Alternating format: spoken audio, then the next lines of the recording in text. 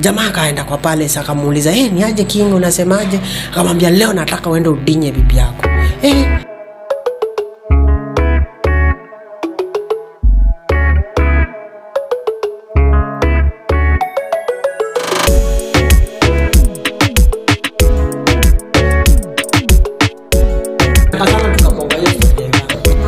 Shaza kuchotupu, unajua ina roll.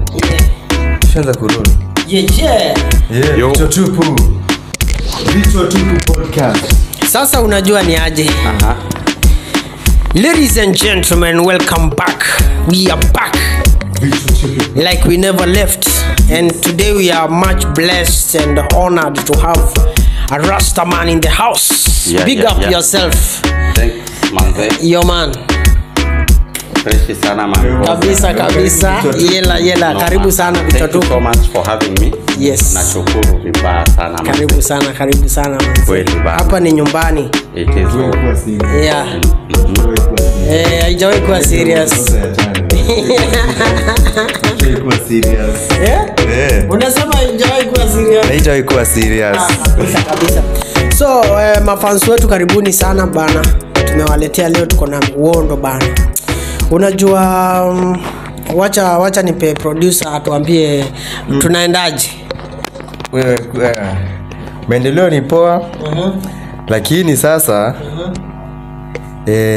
sijui nitaguza story ya maandamano kidogo ama wacha tu tuachane hiyo story. Story ya maandamano. Hiyo story italeta shida. Story ya maandamano. Tuachane nayo. Lakini kuna story fulani. Story ya Iran na Israel. Jonte sijui unachekiaje hiyo story? Nimekuwa nikicheki, unajua saizi almost any other time uko pale mtandao. Yes. Madaka fulani umechungulia. Kunaendaje? Yes. Iran wame saizi wako ina fight na Israel. Yes. Umecheki na ngori by the way. Noma sana. Ni noma. But sasa pia sina hata nilikuwa na wasiwasi, nilikuwa na shanga juu sina a lot of in depth. Okay. But tena mkaniambia vichwa tu posi ati ni mambo serious. Si mambo haitawahi kuwa serious. Nikashanga sana nifanye research. Hakuna research. So ile kitu yenye najua kuna wao inaendelea. Na wao si fiti. Yes. Hakuna vile unaweza justify wao. But sasa pia hapo ndo sije deeper into it. So hata na look forward nisikie pande yenu. Ndo mnichanwe tujue rada ni gani manze. Na wewe sasa what I know ni kuhusu the Islam like religion, your religion like it's sema je inakam kutake over na full force. Yes. They're coming to take over the full force. Vile namaanisha nikisema hivi, namaanisha nikisema they're trying to make more people to become Islam. Na ile Christianity upate ime reduce in many countries. Juu Islam najua sasa watu wengi wanaturn to Islam. Hata kuna malikosi unaenda, hata by the way nilisikia ukiingizwa Islam kama na mtu wako mahali juu anakupeleka kama huko ile kitu unazungukanga ile kunaitwaje pale Mecca. Pia unaenda unapelekwa Mecca like you be Islam like wanakuonyesha benefits but si poa juu pale ni kitu inakuforce na afu kitu inakuweka pale pia ni do juu like when Islam wanafanya unaambia kwa hii program anakupatia this amount of money, so na watu wengi ana do, so watakuwa na advice wataingia kwa Islam juu zile benefits na kama na Islamic kama hiyo Ramadhan kuna hizo sherehe unajua Christianism hakunaga vitu kama hizi sana. Sasa Jonte, mimi niko na ka story fulani hapa hivi nataka niwapeleke jani kidogo. Unacheki tukiingia pande ya Christianity kweli kitambo kulikuwa na jamaa alikuwa anaitwa Abraham kweli. Alafu Abraham alikuwa ameoa mabibi wawili. Kulikuwa na Sarah the first wife, alafu kulikuwa na Haga alikuwa ni second wife na alikuwa ni mfanyikazi wao. So Abraham alioa mfanyikazi wao na she was a young lady. So Abraham hiyo time alikuwa anagonga miaka 100 na Sara alikuwa anagonga miaka 90. Sara akaona hapa hivi ni kama hatutapata watoi. Unacheki? So vile venye aliona watapata watoi, ikabidi sasa amepanic. Akaambia Abraham, wewe fanya hivi, wewe jisaidie na aga pale uone kama utapata mto. Na si Abraham mwanaume, si ni mwanaume? Akapiga. Ukiletewa dem na wife yako kwa nyumba akwambie nyamburi ya hiyo kitu utafanya nini? Very fast. Si lazima mtu wangu represent. Hatujawahi angusha bogi. Mapema sana. Si ndio? Si Abraham akajituma pale akapiga ile kitu na ikatoka kitu. Katoa mtoto anaitwa Ishmael. Alafu Ishmael akagrow pale akilelewa. Alafu miujiza ya Mungu, Sara naye akapata mimba. Akazaa. Lakini vile unajua ukizaa ukiwa mtu mzee amzangi mtoto nomo. Unaelewa? Amzangi mtoto nomo. Unazanga mtoto wako na mashida. Unacheki? So ule mtoi Isaac mwenye alizaliwa alikuwa abnormal. Awalai. Alikuwa abnormal. Jua alizaliwa na watu wawili wazee. Lakini alikuwa ni mtoto. Alikuwa design ya danda kiasi. So kuna venye nani Ishmael, unajua Ishmael alizaliwa na young lady. So Ishmael alikuwa amechangamka kweli. So alikuwa anamuona wao sana huyu kijana mwingine. Juu haelewi. Unaelewa? Haelewi. Unaelewa? Anajaribu kuambiwa kitu ashikanishi. So Ishmael, si unajua ukibonga na mtu ashikanishi saa zingine unaweza muona wao. Unajamba. Si unaelewa? Sara na yeye hiyo ikamkulisha moto sana. Huyu anapigaje huyu mtoi wangu daily, anampiga saa zote ya Isaac kinalia huko. Unaelewa? Mother, si unajua tu wa mother na watoto wao. Akaenda akaambia Ibrahim, akamwambia manzejo huyu mtoi wa huyu mother mwingine, manzejo sioni kama tutakaa. Wewe tafuta venye tu utadili naye, lakini sioni tutakaa. Anapiga mtoi sana. Na unajua huyo mtoi ni danda. Saa zingine hata anapigwa, unapata sasa haelewi ni kupigwa anapigwa ama. Unacheki? So ikabidi Abraham amemwambia nini, nyinyi itabidi mmejitoa juu mama mwenye nyumba ameleta shida. Si Abraham akafanya nini? Akawachomoa. Akampanga vile alimpanga, akamwekea maji, akampea chakula ya kukula kwa barabara, na wakaambiwa wajitoe. Unaelewa? Na wakajitoa. Alafu vile walijitoa, waliendanga ule dem alienda kwa jangwa. Unaelewa? Alienda kwa jangwa. Juu ule dem alikuwa ametoka Lebanon, alikuwa Mlebanon. So alienda kwa jangwa. Okay. Unacheki? Vile alienda kwa jangwa, chakula yenye alikuwa amepewa ikaisha na maji. Sasa wakati wako pale, manze akaona huyu mtoi atakufa na kiu, akasema wacha nifanye nini? Wacha nijitoe hapa. Huyu mtoi asikufe manze nikimuona na siwezi msaidia. Juu hata mimi niko na kiu. So si akasema wacha aende ajifiche. Akaeka mtoto mahali, alafu yeye akaenda kujificha mahali. Akingoja tule mtoi akufe. Juu mtoi alikuwa analia non stop. Lakini si eti alikuwa mtoi mdogo, alikuwa boy. Lakini sasa analia ile kumon ile. Si unaelewa? Inaitangwa kumon. Ile ni kama yani mtu ako na shida hiyo. Unaelewa? Sasa akasema acha nijifiche mahali nisione huyu mtoi wangu akikufa. Sasa hapo hivyo ndio miracle nyingine ikafanyika. Maji katokea mahali. Wakasurvive. Sasa vile wali survive, wakaanza kuzaana pale. Unaelewa? Na maisha ikaendelea. Alafu turudi pande nyingine ya huyu mtoi anaitwa Isaac. Isaac akagrow. Unaelewa? Budake akazeeka. Sasa vile budake alizeeka, sasa ikabidi juu mtoi wao ni danda wamtafutie wife. Juu alikuwa prince, juu Abraham alikuwa king. Unaelewa? Ikabidi wamtafutie wife. Akatafutiwa wife kutoka kwa pande ya kina Sara, kwa anko yake. Akatafutiwa wife huko, akaletewa wife. Unaelewa? Hata alienda kuletewa na mfanyikazi wa kwao. Unaelewa? Ndio alitumwa na Abraham. Sasa vile walienda akaletewa wa kutoka pande ya kwao, si akamuoa, wakazaa watu twins. Walizaa tu watoto wawili, yeye na wife yake, Isaac na Esau. Unaelewa? Asio nini? Jacob na Esau. Vile alizaa Jacob na Esau, Jacob alikuwa ngani mwizi. Kutoka tu kitambo. Mwizi, by the way, wizi si kitu mtu jifundisha. Wizi mtu zaliwakiwa mwizi. Unajua unaweza kuwa unalaumu mtu na hawezi jicontrol. Hawezi jicontrol, yani unajaribu kukaa hivi lakini mkono inaenda tu na sio unataka. Unaelewa? So wizi ingine mtu uzaliwa nayo. So huyu jamaa alizaliwa akiwa mwizi, na pale hivyo Isaac wakati aliona amezeka sana, ikafika time aweze kupanga familia yake. Na unajua family ikipangwa, mzae kama anajiondoa uangana na firstborn. So akaambia firstborn, wewe bwenda unitafutie kitu tudishi tukibonga bonga hapa venye nitakuachia family uilinde. Madhake kumbe alisikizia. Na Isaac na nani Esau kazi yake ilikuwa gani? Alikuwa muindaji, hunter and gatherer. Unaelewa? Akaambia budake, basi acha niende nitafute kiswara, niende nikuletee.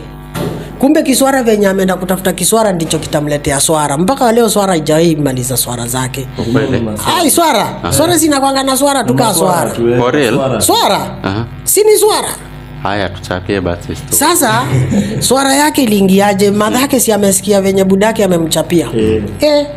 Usikii sasa akaenda, juu alikuwa anapenda Jacob sana. Juu Jacob alikuwa msee kwa maneno ako fiti sana.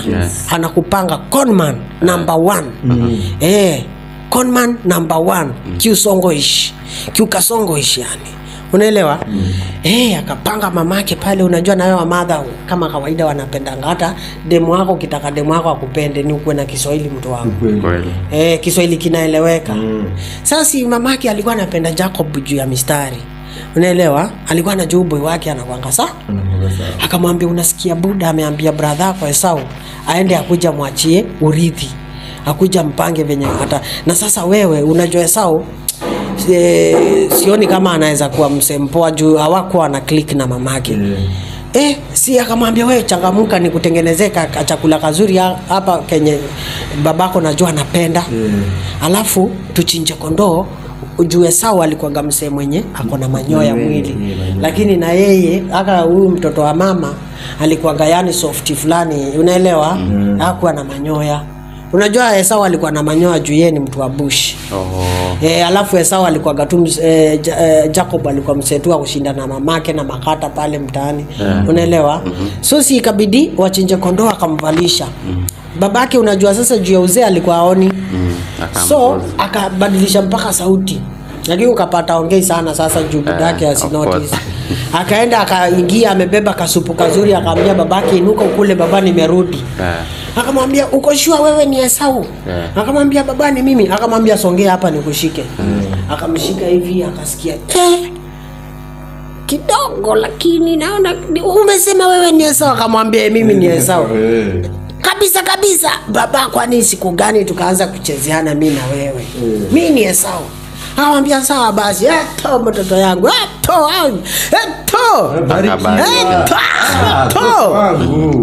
Unacheki?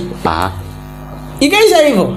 Alafu mto hii akakuja akaambiwa na mamake, sasa story si imeisha hivyo. Brother yako atakuja hapa atakula nare. Sasa ni wewe ujitoesia kakijiko. Ukienda nayo na akamuuliza, na sasa mother nitaenda wapi? Akamwambia, enda kwa anko yako. Alikuwa anakaa kwa huko kwa Mamidians. Unaelewa? Kwa milima fulani na huko hivyo. Alikuwa anaitwa Laban. Unasikia? Kijana si akajitoa akaambiwa, wewe enda huko, uende ukatafute bibi huko na ujifiche huko mpaka brother yako atulie. Moto iishe. Unajua ukikaa mbali hata msee ukikasirikiwa na msee alafu uende ukirudi after 2 years hautampata na ile hasira alikuwa nayo. Sema upongo. Atakwambia, lakini wewe ulinikatisia lakini sawa. Sasa yeye akajitoa akaenda akaishia kwa Laban. Sasa kwenda kwa Laban pale ikabidi sasa ameandikwa kazi ya nyumbani ya kulisha kondoo, mbuzi, ng'ombe, unaelewa? Na hapo akafanya miaka kadhaa, akapata bibi wa kwanza. Akapewa bibi wa kwanza. Hiyo ndio ilikuwa malipo yake. Akalipwa bibi wa kwanza. Unaelewa? Akafanya miaka ingine akadungwa bibi wa Alafu sasa akafanya miaka ingine ya kutafuta sasa mali ya kulisha mabibi. Sasa akasikizana na Laban, akamwambia Laban, Jacob akamwambia Laban, sasa lazima tutafute mbinu ya kunilipa. Akamwambia unataka nikulipe aje? Akamwambia na mifugo. Kwa sababu sasa niko na family, wasichana wako wawili umenipea. Unaelewa? Utanilipa na mifugo. Akamuuliza kiaje? Akamwambia tufanye hivi. Mimi nitakuwa napeleka wanyama malishoni, lakini wakizaliwa mbuzi na kondoo na wanyama wakizaliwa wakiwa na madoadoa au ni wangu. Wenye hawana madoadoa ndio wako. Si unaona sasa? Laban akaona hiyo ni deal poa. Twende nalo. Jamaa akaenda na akaanza kuona, akiona mbuzi iko na mimba ama kondoo iko na mimba, anaenda anatafuta kimti kingine kinakuanga na madoadoa, anakiweka kwa maji. Sasa zikikuja zikukunywa ile maji hivi, zikiangalia hiyo madoadoa, sasa wale watoi wanazaliwa wakiwa na madoadoa. Sasa wakaanza wakazaliwa, akakuwa sasa na kondoo wengi mara 3 kuliko Laban. Na akajua Laban hata kubali kibeba hizo, kwa sababu sasa amekuwa tajiri kumuliko. So ikabidi wapange yeye na mabibi zake na wafanyikazi, juu sasa amekuwa rich sana, amepata mpaka wafanyikazi sasa. Na yeye ndio sasa tuseme yeye ndio alikuwa manager wa hiyo sianda ya huko. Asienda inaitwa asienda ama farm. Sasa ikabidi basi akaambia mabibi zake, juu buda yenu hawezi kubali tuende, tutatoroka usiku. Watu wakienda kulala, nyinyi mjitoe na muende mbio. Unaelewa? Sasa ikafika hiyo siku wakajitoa, wakaenda mbio. Sasa akienda mbio, unajua sasa anamuibia. Anaibia uncle yake. Kweli. Si unacheki? Kweli. Sasa uncle yake, ikabidi sasa uncle yake amekasirika kuamuka, Jacob haonekani, mifugo zimeenda. Na ufanyikazi hawako, jamaa ashajitoa. Sasa sikabidi wachukue mafarasi wakimbize. Sasa kuwakimbiza walienda wakawapata, akaenda akawaambia juu sijui analeta ngori gani, nyinyi jitoeni nibaki nikiongea na yeye, kama kuna shida tu negotiate. Akakuja akafanya nini? Akawapigia, akamwambia akamuuliza Laban shida ni nini? Akamwambia mbona mnatoroka? Akamwambia sisi hatutoroki, nilijua mimi kwa sababu niko na mali mingi kukuliko utaona vibaya na utanikubalisha. Akamwambia hapana, sio hivyo. Na ile kitu yenye imenikasirisha ni mmeniibia mpaka miungu zangu. Akamwambia hapo kwa miungu, mimi niko na Mungu wangu, siwezi kukuibia. Akamwambia basi kama kuna mtu mwenye amenibia miungu zangu akufe. Unaelewa? Na sasa hapo ndio Laban akafanya one of his daughters, kwa sababu ndio alikuwa ameiba akakufa. Sasa hapo hivyo hiyo story ikaishia hapo. Unaelewa? Sasa venye waliendelea kwenda huko mbele, sasa akatuma wasee, akawaambia wafanyikazi wake, akawatuma na mifugo mingi sana. Akawaambia nataka muende mbele yangu mnitangulie, muende muangalie mpatane na Esau. Si mnajua kambi yake? Mpatane na Esau, mumwambie brother yako ametutuma tukuletee hizi mali, ndio muweze kumtuliza. Sasa si wakafanya hivyo, wakaenda. Sasa venye walienda wakaambia Esau, brother yako ametutuma tukuletee hizi mifugo. Juu idea ya Jacob ilikuwa ni akipelekewa zile mifugo, ile story ya zamani imtulize. Sasa usikii mtu wangu venye wameenda amewachapia hivyo, wafanyikazi wameenda wamepatana na Esau, akawaambia hapana, hata mimi sina ngori na huyo msee, ana overthink. Mmemwacha wapi? Wacha basi niende nikapatana naye. Akakuja akaona yeye jamaa ndio huyu ameleta ngori, akamwambia hata hakuna ngori, wewe tulia brother yangu. Brother once a brother always a brother. Unaelewa? Wewe karibu sana, twende, na hata mimi niko na mali mingi kukuliko. Hizi zako ni shadow. Wewe endelea kujilea, naona hata uko na mabibi wawili. Wewe endelea kujilea, hakuna ngori. Unaelewa? Sasa wacha nikate story hapo hivyo. Kukafika sasa Jacob akapata family. Unaelewa? Hiyo time sasa alikuwa ameanza kuitwa Israel. Aliacha kuitwa Jacob. Pale kwa akienda kuonana na brother yake, hapo ndio jina ilibadilika. Kwa sababu ile jina ya Jacob ilikuwa ni ya mwizi na conman, sasa hataki kurudi na the same identity. Anataka kurudi like a newborn person. Ndio convince watu is a changed person. Sasa hapo ndio akapata jina Israel. Israel meaning the chosen. Unaelewa? Sasa vile alienda akapata hao mabibi zake wakamzalia watoto 12. Unaelewa? Huyu mwenye alikufa mapema alizaa wawili, Joseph na jamaa kijana mwingine hapo sikumbuki jina yake. Unaelewa? Lakini huyo bibi mwingine alizaa hao wengine 10. Unaelewa? Sasa huyu alizaa hao wawili na akanyoria kwa sababu ya kasi ya babake kuiba miungu zake. Unacheki? Sasa kwa hizi miungu miwili ikafika mahali wasema akashika wakaenda wapi? Egypt. Unaelewa? Vile walishika wakaenda Egypt, si walienda wakiwa 12 brothers. Unaelewa? Wakaenda Egypt, walibeba 12 brothers na baba yao Joseph alikuwa tayari ashatangulia huko. Unaelewa? So ile kitu iliwapelekanga huku ilikuwa ni jangwa, ilikuwa yani ni ukame, ilikuwa mingi, ikabidi waende wapi? Kule ndio kulikuwa kuko na food. Sasa vile alienda kule, sasa wakafanywa slaves miaka kadhaa, ilikuwa sijui ni kitu kama 400 years hapo hivyo wakafanywa ma slaves. Sasa ikabidi warudi, sasa washazaana. 12 brothers wamezaana, imekuwa sasa ni inchi. Sasa wale wasee wa Egypt wakaanza kuambia Farao, wasee wenye uliwaleta huku manze ndio wanatuletea maswara. Bland. Juu swara ilianza sina kueleza. Swara ilianza Sasa kila mahali wanaenda wanaleta swara. Sasa pale wameleta swara, ikabidi sasa wadipotiwe mtu wangu. Sasa hata walijideport. Unaelewa? Wakajideport, lakini sasa wasee wakajua walikuwa wameshawazoea, ndio maslave ndio wanafanyanga kazi zote mbaya.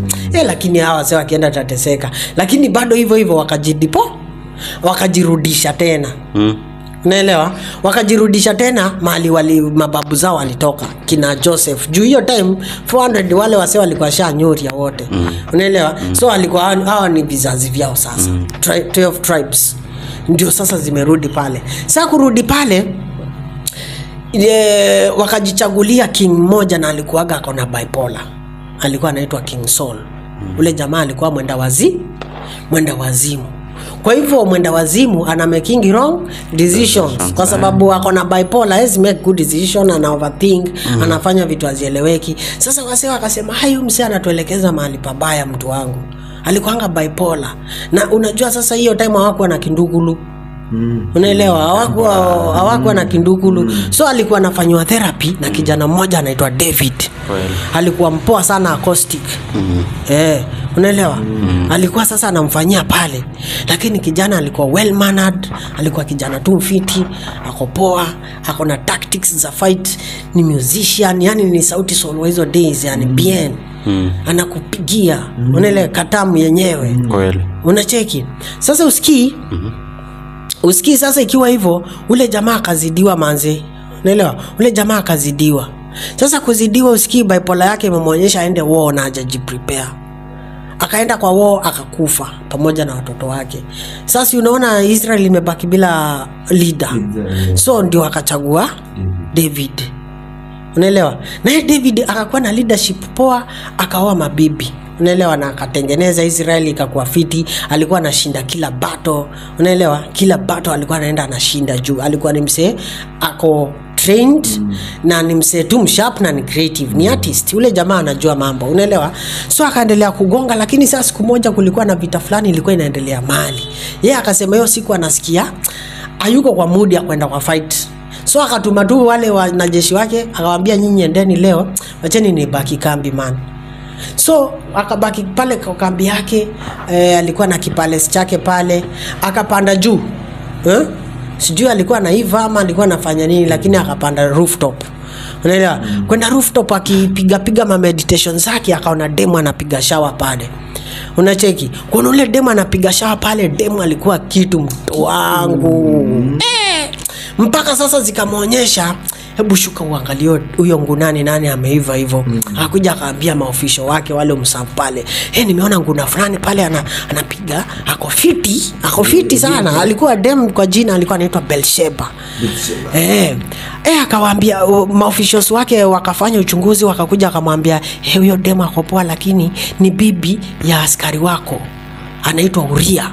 Akamwambia ni bibi ya Uria. hata kama mimi si ni King David. Alafu ule ni soja. Na si king upatanga chenye anataka. Si I deserve everything good. Si hao wote ni mali yangu. And then mulete huyo mtoto mtoto constant. Akaambia ule nao madem si unajua wanakuanga mabetrayers. Dem kuona anaitwa King akajipa. King David tena mwenye anatambulika warrior. Dem akajipa man. Hakufikiria twice.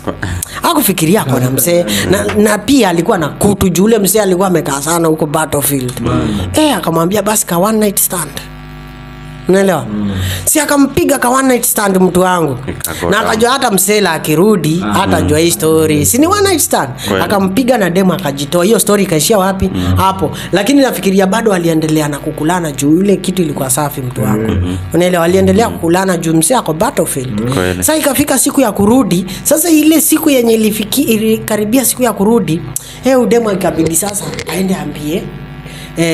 aende ambia David manze ile siku ile one night stand uskili haribu maneno na hiyo time hakukuaga na pitu.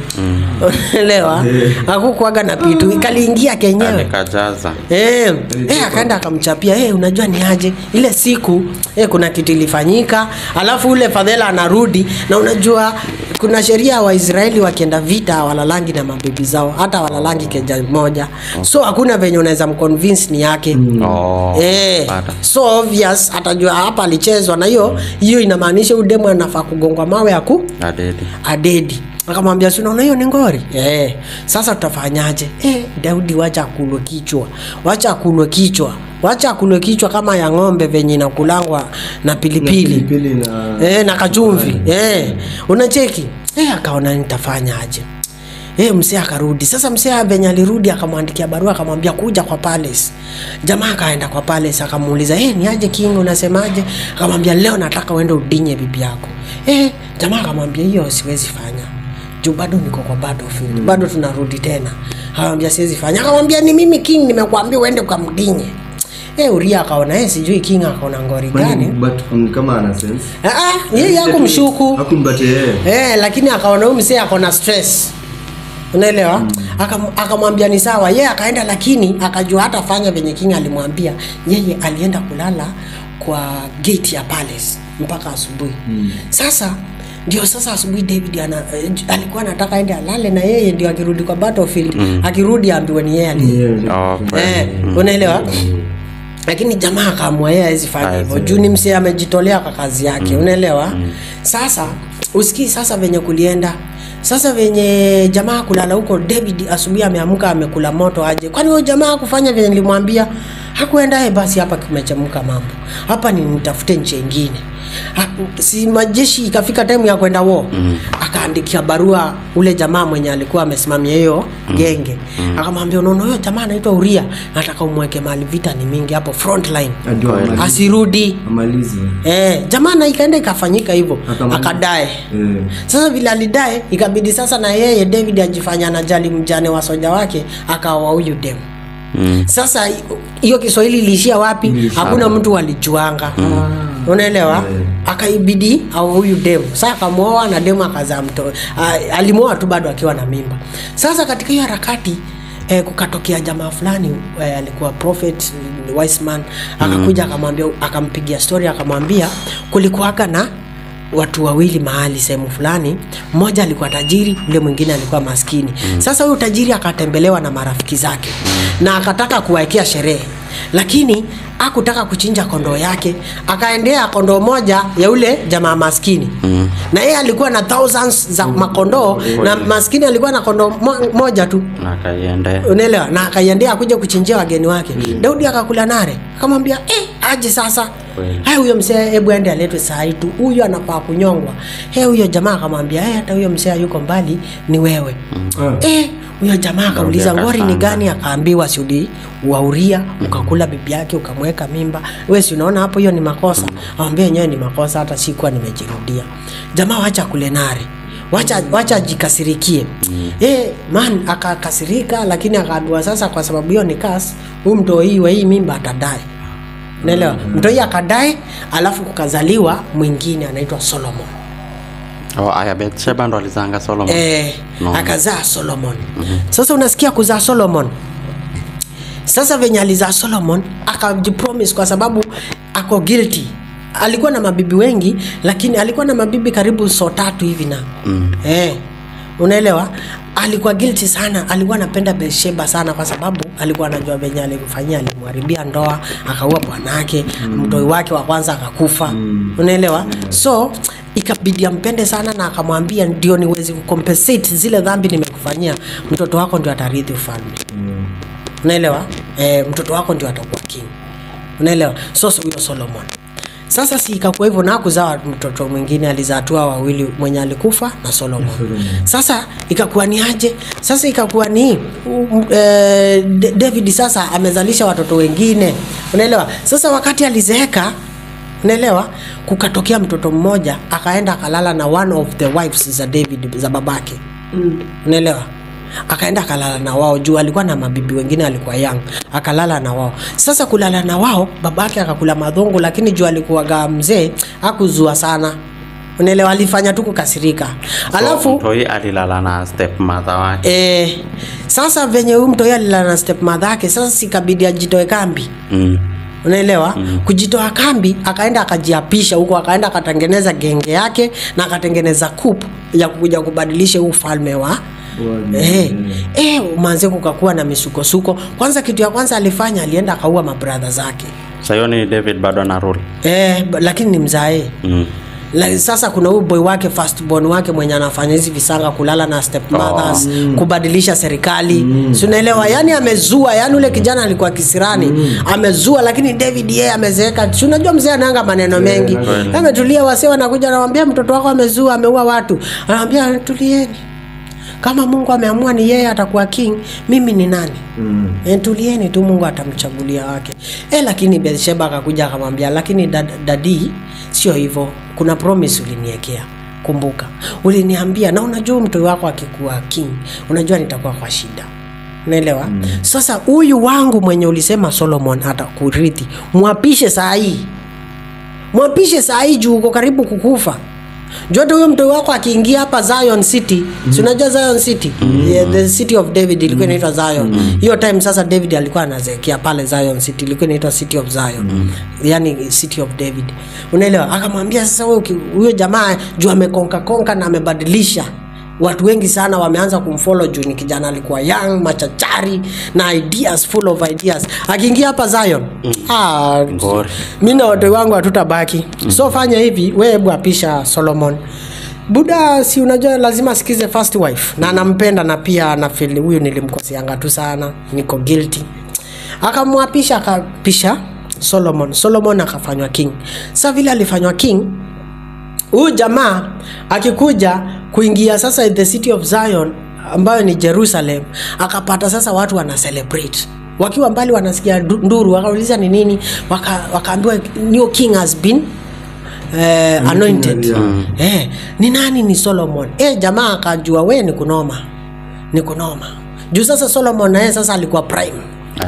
Unaelewa? Sasa ikabidi sasa huyu jamaa na majeshi yake wapigwe na watoroshwe na wasee. Sasa wakitoroka akaenda akapata mti imekatwa, kibranch tu kwa mti kimekatwa. Unaelewa? Na si unajua hapo kwa horse na anakimbia na wasiwasi. Kile kimti kilimkula kwa jicho. Kilimdunga hivi juu, anakimbia na ile farasi. Chariot ama horse. Akikimbia na hiyo farasi, kile kimti kilimdunga kwa macho akakufa hapo. Kilimdunga kikaingia kikatoa ubongo hii side nyingine. Akakufa. Sasa unacheki. Sasa vile alikufa, Solomon akaendelea kurule pale, na yeye Solomon alikuwa anajua kitu kimoja. Yeye alikuwa mwanabiashara. Yes, hakupigana vita yote Solomon. Yeye alikuwa wewe tufanye biashara. Alikuwa mudwanyo. Wewe leta dhahabu nikupatie silver. Hivyo. Alafu tena kitu kingine ilimsaidia pia Solomon akakuwa mganga. Sasa unapata hiyo kitu ya uganga, alikuwa yani anaweza kukupredictia mambo, alikuwa ukiwa na majini anaweza kutoa juu alikuwa na pete, unaelewa, ya kutoa majini, unaelewa? Sasa akakuwa mganga bana. Sasa kukuwa mganga, sasa hapo usikii venye kulienda mtu wangu.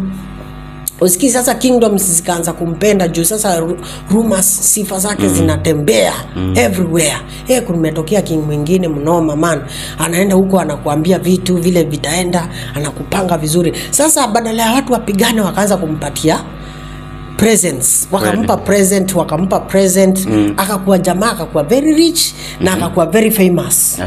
Unaelewa? Sasa kuwa famous hivyo ndio sifa zake zikafikia demo alikuwa anaitwa Queen Sheba. From the land of Kush hapa Ethiopia. Unaelewa? Sasa huyu jamaa mwenye anasemekana kwani ni mwerevu aje? Na hapa